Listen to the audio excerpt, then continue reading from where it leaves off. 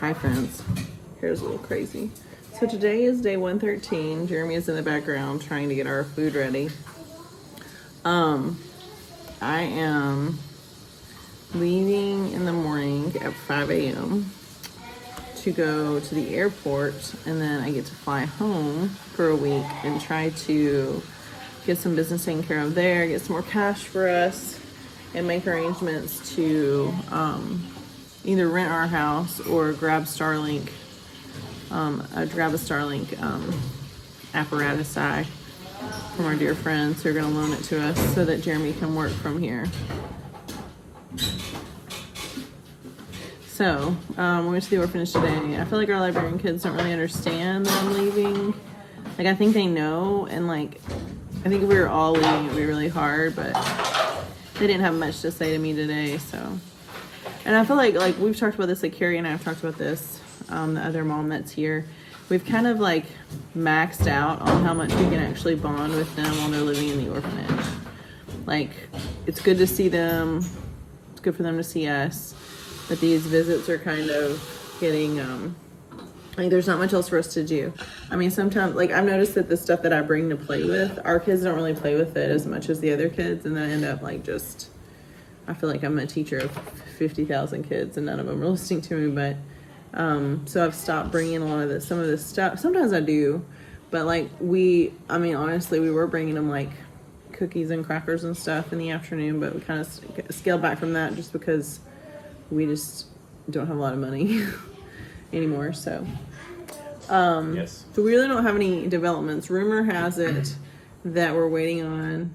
Oh, I love it when that happens. Of course. Yes. When it comes back on, you can come get my watch. Rumor has it that the prosecutor's office has to sign off before the report is actually final. So we thought we were waiting on one signature. Now we're waiting on another signature. So hopefully soon. So multiple signatures all the time. And then, so obviously I don't think that we'll be able to get custody of our kids this week. Our oldest Liberian daughter's birthday is May 7th. So I want to make sure that I'm back for her birthday. So I have my dear friend Paige picking me up at the airport Wednesday night.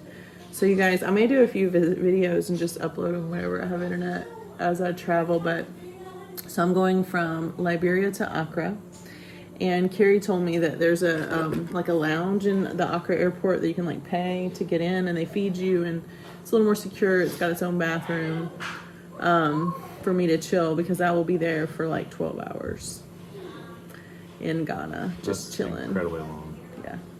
So, and that's a layover that I have because the only airline that flies out of Liberia to Ghana all day tomorrow is this one flight at 7:30 in the morning. So my driver is coming to pick me up at 5 a.m. We had a little bit of an issue, like the car started making a weird noise on our way home today, and we had a different driver today. It wasn't his fault, but it was like, at first we thought maybe we had a flat tire, but then we realized it was something else. So there's so much, there's tons of speed bumps everywhere, and there's like dirt mounds everywhere. And so it's like there's part of maybe the fender or something's touching the tire. I don't know. It's not anything that would threaten our ability to drive tomorrow. And I feel like even if we had to jump KK's all the way there, that our driver Emmanuel would make sure that I got to the airport on time. But we should be able to take our normal car. But we called him and told him about it, so I don't know if he'll come check it out or not, but feels good about it. But Mark, the guy that drove us today, super nice. His wife had a baby yesterday, which is exciting. He showed me a picture. Super nice guy. We stopped at the grocery store on the way home while you were getting groceries. He was like, I never caught your name. He was asking me my name. I was like, oh, dude, I'm sorry. I can only guess how we were described so that he would know it was us. But yeah, he's a nice guy. So in typical Liberian fashion, on the way to the home today, we got stopped by the Liberian police twice. Oh my gosh. My watch was giving me relax reminders. Back. I was so pissed. And so like Nelson's vehicle I gave him has like dirty flashing looks. lights on the inside, like inside Police lights. And they made us take those out, and they confiscated them basically and took the stuff, and then they were such jerks. So then we made like a left turn, and they were stopping. No, it was like 20 feet. You could have seen where they stopped us the first time. Oh, we pointed like we just got stopped. I was like looking at the guy. I was like, we just got stopped, and he's like, everywhere you go in Liberia for the next month, you're going to be stopped. multiple times. And I was like, that's a waste of time. Here is our license and registration and our insurance. And even though, so they're asking for our insurance and our registration and all that and the driver's license. I understand them asking for the driver's license, I guess, if they're going to do these stupid roadblocks. But what they'll do is if you don't stop, they will put down like wood with nails through it and like basically like flatten your tire if you don't stop. But there's going to be like a revolt probably because they're trying to get all the motorcycle drivers off of the main road. Like Tubman Avenue is like the main road all the way through the area of Liberia that you can drive in. And they're trying to, so unless you've got a commercial, like a chauffeur's license where you use your motorcycle as a taxi, if you can imagine, that's what they use it for. They put like 5 people on a motorcycle. You can't be on Tubman Avenue. So all of the motorcycle riders are mad about that. They could go on the back roads, but they're not allowed on the main road. And because they're just trying to make this, and I'm like, you cannot do this to a country like this that's trying to heal from so much. You can't inhibit their ability to earn or their ability to transport themselves. It's just crazy. So no personal use. And what the motorcycles are gathering. There's no way to identify between a chauffeur motorcycle and a personal use motorcycle. Well, you got to get the driver's license out. Yeah, but right. But when you're driving on the road, there's no way to No, there's not. And our car that we're driving, like if they want to stop and check a driver's license to make sure the person driving has a driver's license, that's their prerogative. But you don't have to stop our car. There are these huge stickers on the windshield that say like 2025. So like we're paid up till 2025. And you can see them from space. Like there's no reason to stop us. But Carrie was telling me they got stopped as well on the way to the orphanage. And the first one asked for what they call microwave, which means a bride. Microwave. And they're like, no. I'm so tired of being here. So it was just one of those things. Because every time we see the police, we're like, you're the reason that, like, your investigation that showed nothing into nothing, that you can't find anything wrong because nobody did anything wrong, and your lack of expediency is really holding up our adoption. And honestly, you're just hurting your own kids here, and they're dying on the streets because they can't come in the orphanage because the orphanage can't. The orphanage is in danger of closing down if this continues. I mean, we can band-aid it for them for a little while, but what are we going to do then? Lift a finger, folks. Lift a finger. So to see the police out just harassing everyone, causing traffic problems and all of that, when we know that, they're responsible for our delay, it's just really hard. I think I'm just particularly antsy because you're leaving and I'm sad about it. I had a good cry in the shower today. I feel better now. I'm going to straighten my hair so I don't look like a lion when I'm traveling. My hair drives me nuts when it's like this and it's like I look like a lion. I feel like a lion itches me. I need it to smooth down. Maybe I need to have you cry. I'm sure you can maybe cry after I leave. The kids will freak out. They'll give you a hug at least. They will. Last time I cried in front of my kids, they were like, "Do you need a hug?" I'm like, "Yes, I do." "Why are you mad?" I'm like, so many things. So I have a list of things to do when I get home. We gotta get the shutter. I think we need to take the shutters down. Jeremy doesn't agree with me on that, but I think the shutters need to come down. I'm a little nervous because they were talking about the temperature of the Gulf in Fort Myers, and it's like 80 degrees already. So the warmer the water is in the Gulf, the more problems we can have with storms. So by the time storm season is in its heated whatever, hopefully we're home to defend our house. But if not, our neighbors are fantastic. Both of our neighbors on both sides have already been texting Jeremy and asking him like what they can do. They want to know my list of things to do. So that's good. So and several of our friends. My keys made it there, so I can drive my car. Hopefully Beater Bike starts right up. But I can drive around. I've got to get refills of everybody's medication. I got to get more malaria medicine for everybody. I've got to get some things taken care of there. I got to go to the bank. I've got to deposit a check. I've got to get cash out. I got just tons of stuff I got to do. But I got to fix something about the carpet. So I'm going to see how that goes. And I've got to box up all of our personal stuff and lock it away so that no one takes our stuff while we're gone. If we have to rent our house. So if we can get custody of our kids this month and we can get the U.S. Embassy to do their job, which I'm not going to be surprised if they don't. If we have a tentative plan to exit Liberia before June 1st, we don't have to rent our house. But if we don't, then we're going to run out of money. So Jeremy can work remotely most likely because he's an IT nerd. out of He used to work practice, from home. IT nerd. But if we grab the Starlink, then we have that option for him to work from here. And like we've even talked about, like what if we just get Liberian citizenship, live here for a year, do a domestic adoption, and then immigrate with our daughters? Then that's a possibility. I mean, if our house was rented and I had work, I feel like we could afford that. We could just be Liberians. Probably couldn't stay here. Let's see what we can work out. Can we cram into one of the smaller villas? I don't know. Once you show Samir how fast Starlink is, he might be like, let's work something out. So yeah. Oh, the Tropicana's been really let's good. hope for a good week. A good moving forward. Yeah, and this is Monday, so we're full of joy on Monday. We have all this hope that this is a business week that can work out. Something good can happen. Sam has been telling us his lawyer has been advocating as much as he can on behalf of their kids, which inadvertently also advocates for our kids. Montana said the same. A lot of the kids were asleep today when we were there, but I mean, I tried to make sure to give hugs and. It was mainly just me, you, and Carrie sitting on the front porch. Yeah, and it's kind of like we've just lost our novelty to the kids. Like they love to come see us. When we got there, most of the kids were at school and they all kind of trickled in. They're fine, but if I don't have something for them to do or something, something going on, it's kind of hard for them to understand. I think everybody's just ready for this to be done. The kids even. Yeah, it's just painful. I mean, I told our Liberian kids on Friday that I was leaving. Friday was a fun day. We had ice cream. It was our youngest American daughter's birthday, so now she's 8. So. Wait, is this day 69 in country? I can look. We have so many counters. 70s coming up. The biggest thing today that I don't know if I mentioned this already in this video, but this is the 3-year anniversary. 69 days in Liberia. This is the 3-year anniversary of the day that our daughters walked into Small World Children's Home. 3 years ago today. 3 years ago today is the day that their mother, or most likely their aunt, made the decision that they can't do this for sure. They did all the paperwork. They brought the girls' birth certificates. They brought all the things that they need. They signed an affidavit to say that this is what they want. Their birth mother is physically incapable of working and incapable of caring for them. And the aunt is the same. So there's just, to think that they've been there for 3 years is heartbreaking enough. To think that it's been 2 years, like we weren't matched with them 2 years ago. 2 years ago, we were in process. We were in process with Small World. We'd done our application. We'd done everything we need to do.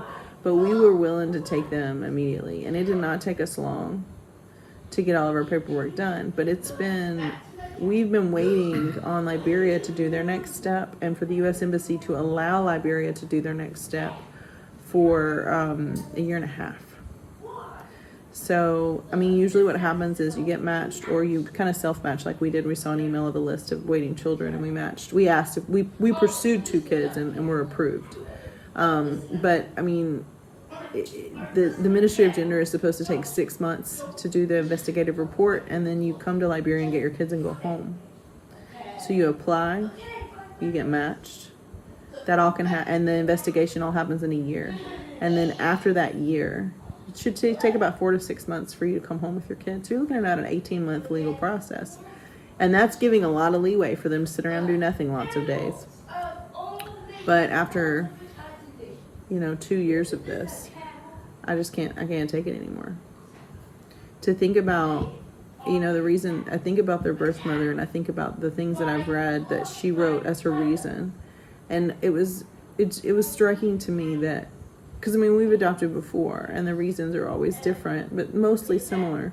Most of it has to do with safety, opportunity, for both, for the birth mother, for the adopted child, the birth father, just something that's going to be best for everyone and easy for everyone so that the future is good.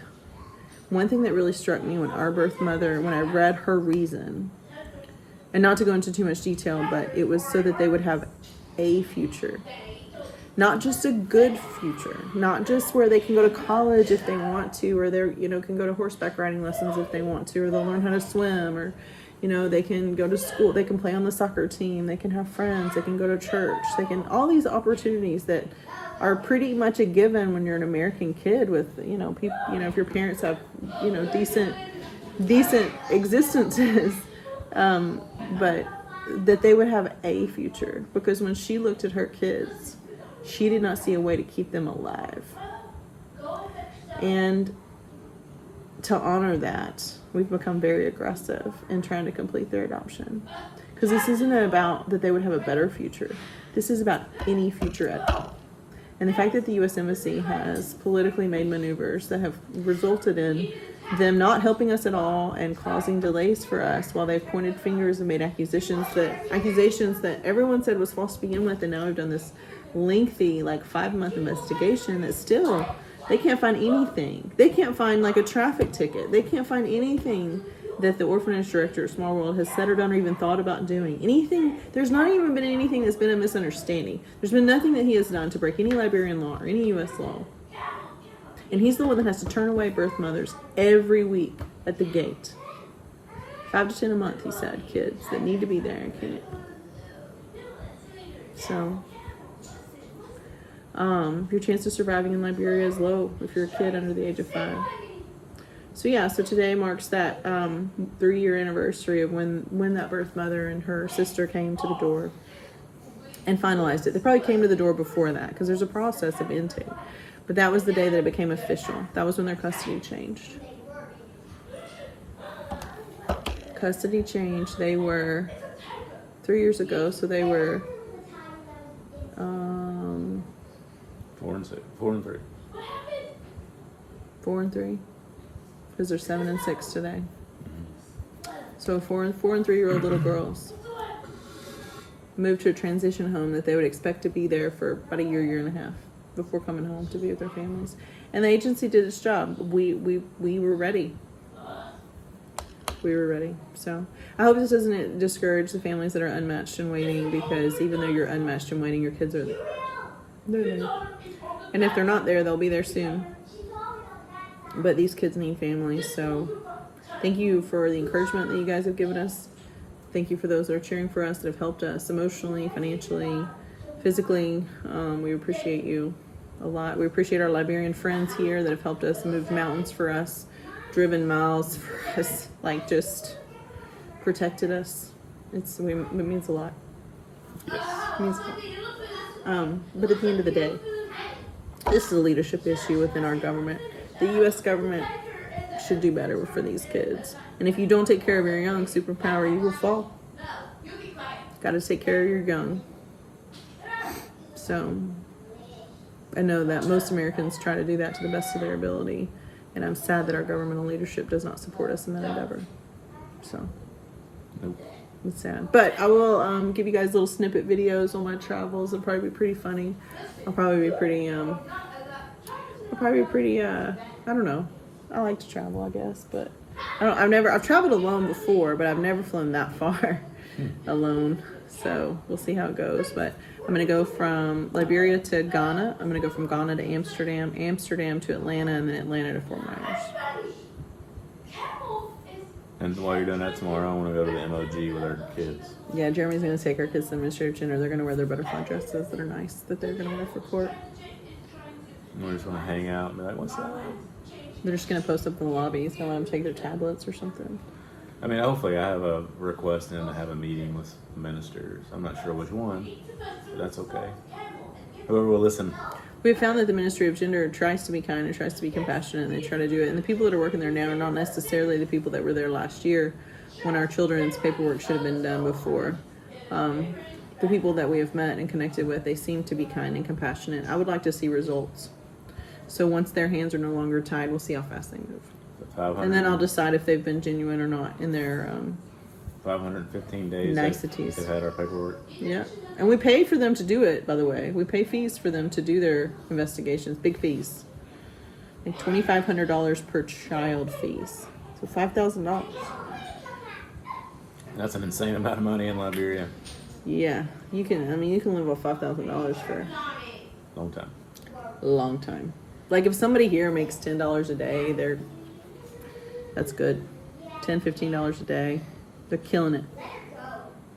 So, Rock on. yeah. Okay. Anything else? No, I'm sad to see you go. You're going to be a single dad. You're going to do it.